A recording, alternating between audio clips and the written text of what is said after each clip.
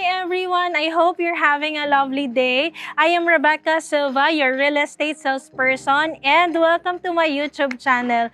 Today we are here in Solana, Zaragoza subdivision. This subdivision is located in Barangay Sapalibutan, Angeles City, Pampanga. And we are in front of one of their model units, which is the Luis model units. Papansin niyo po, this is a bungalow type ng bahay. So this is perfect for those who are looking for a property na walang second floor. So just to give you a quick background, Luis model unit has 3 bedrooms, 2 toilet and bathroom, and 2 vehicle covered carport. And the minimum lot area of this model is 182 square meters and the floor area of 110 square meters.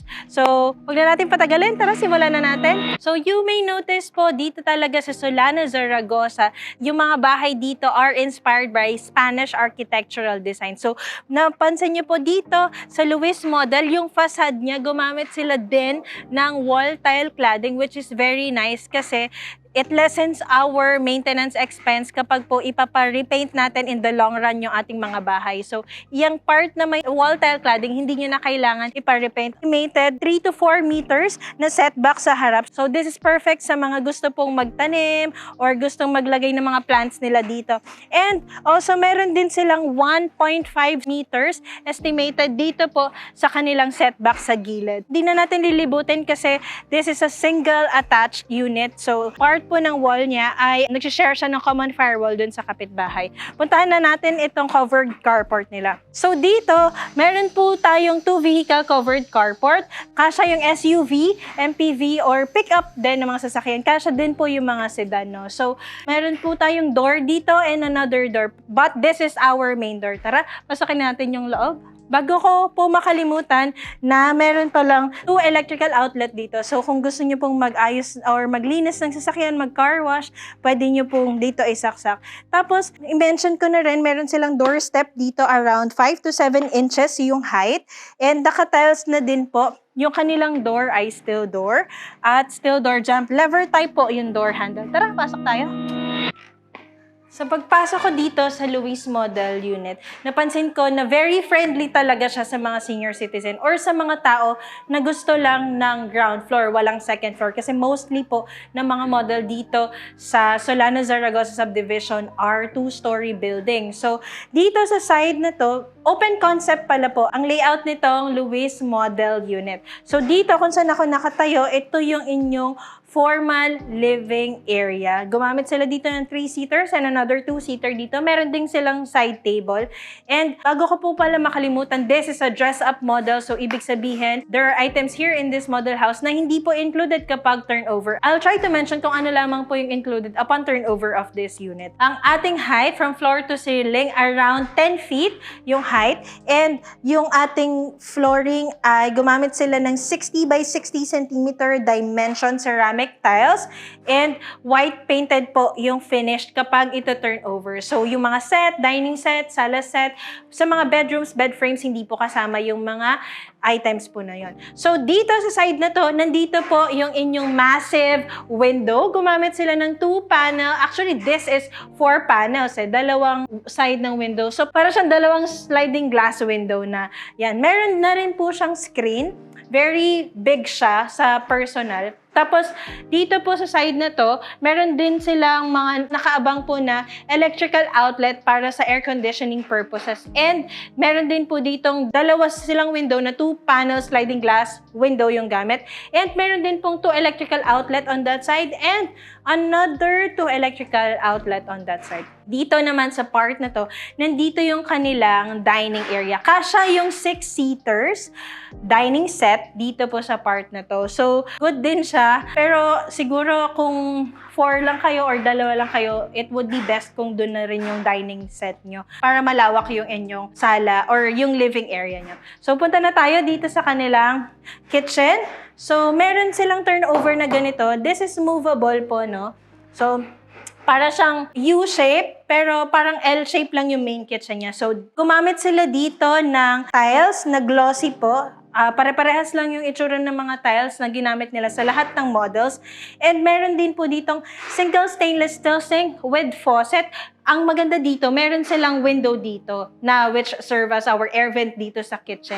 2-panel sliding glass window with screen na rin. And upon turnover, kasama na din po itong shelves na to and itong ating hanging kitchen cabinet. And meron na din siyang base cabinet. Meron po ditong nakaabang na 2 electric outlets. And kapag ito turn over, kasama po itong built-in 2-burner built-in cooktop. And meron na din po nakaabang for exhaust para po sa inyong range hood. So, napakaganda din ng kanilang kitchen. Dito naman po merong 1 electric outlet and another 2 electric outlets. I think perfect to para sa lalagyanan ng refrigerator. And meron tayong isa pang room dito, katabi ng kitchen, extension, I think this is the service area, extension ng ating Luis model. So, kaya siya naging single attached dahil sa part na to. This wall, naging common firewall siya doon sa kabilang unit. So, pwede din tong maging maid's room. Meron siyang 2 electric outlet dito, merong window dito and another window. Very good yung air circulation dito sa room na to. And nandito din po yung inyong service area. Pwede nyo din po itong gawing laundry area. And meron ding 2 electric outlets dito and another 2 on that side. Meron ding indoor light na nakaabang po dito. And ito nga po inyong back or access door. So para pag may bisita kayo, hindi na kayo sa main door dadaan, dito na kayo dadaan. Since this is a bungalow type na bahay, and wala siyang second floor, wala tayong staircase, puntahan po natin yung first toilet and bathroom dito sa Luis model. So, ito yung kanilang pathway. Ito po yung first toilet and bathroom.